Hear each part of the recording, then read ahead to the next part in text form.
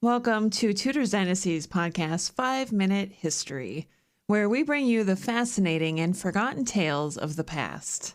I'm your host, Rebecca Larson, and today we're going to take you back in time to the early 1400s in Iceland. Enjoy.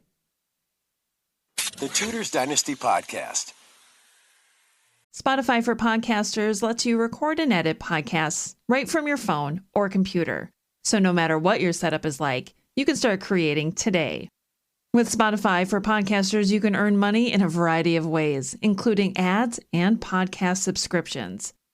And best of all, it's all totally free with no catch.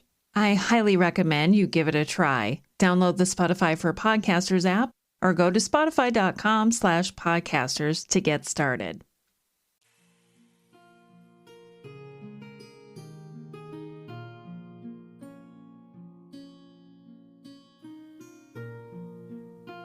Before we begin our story today, I want to set the more global stage for you, because I often find it interesting to look at who the global rulers were at the time of each of these stories.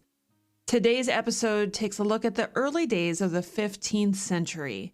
And in England, King Henry IV had been on his cousin Richard II's throne for a few years, while in France, the king who believed he was made of glass, Charles VI, ruled. We know him best as the father of Catherine of Valois, wife of Henry V. And in Scotland was King Robert III. Now, he was known for his peaceful and scholarly nature, and he preferred diplomacy over warfare. It's with that more global stage set that we turn our attention to Iceland. Today, we're diving into a lesser-known chapter of Icelandic history, the mysterious arrival of the plague in the 1400s. So get ready for a tale filled with seafaring traders, remote island communities, and a disease that changed everything. Picture this. It's the early 1400s, and Iceland is a land of breathtaking landscapes, towering glaciers, and, well, a lot of sheep. But life on this isolated island is about to take an unexpected turn.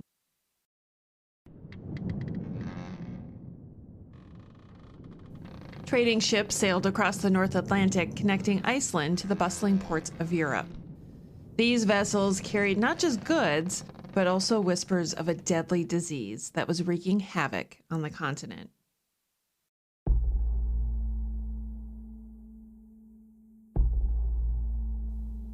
Enter the plague, also known as the Black Death. It was a sinister sickness that brought fear and devastation wherever it struck. But how did this dreaded disease reach the shores of Iceland?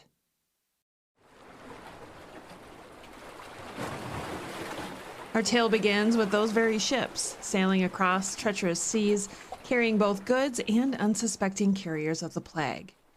These sailors, unaware of this invisible enemy lurking within, unknowingly brought the disease to Iceland's shores.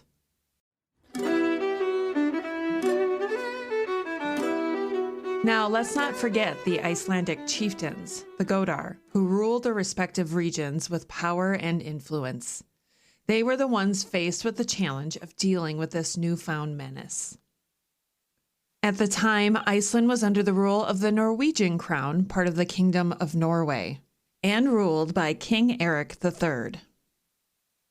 As news spread of the plague, panic gripped the island.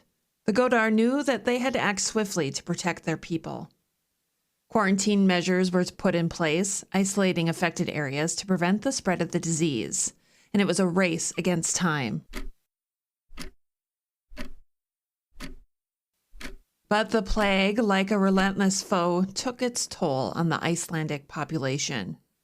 Families were torn apart, communities shattered, and fears clouded the air. Iceland's idyllic landscapes suddenly transformed into a battlefield against this invisible enemy. Yet despite the hardships, the Godar and the resilient Icelandic people fought back. Their determination to overcome the devastating impact of the plague was truly inspiring. Over time, the population of Iceland began to rebound. The labor shortages caused by the plague led to economic challenges, but the Icelandic spirit prevailed. The Godar, with the guidance of the Danish-Norwegian monarchs, worked towards rebuilding their communities. Slowly but surely, Iceland regained its strength. The Godar continued to wield influence in the respective regions, while the Danish-Norwegian rulers maintained overall control of the island. And there you have it, the plague's visit to Iceland in the 1400s, a tale of trading ships, isolated communities, and a fight for survival under the rule of the Danish-Norwegian monarchs and the guidance of the Godar. It was a dark chapter in Icelandic history, but one that ultimately showcased the resilience and determination of its people. Thank you so much for joining us again for another 5-Minute History. I'm Rebecca Larson. Until next time. Thanks for listening to this episode of the Tudors Dynasty Podcast. You can follow and support the Tudors Dynasty Podcast on Facebook, Twitter, Instagram, and Patreon @Tudors Dynasty.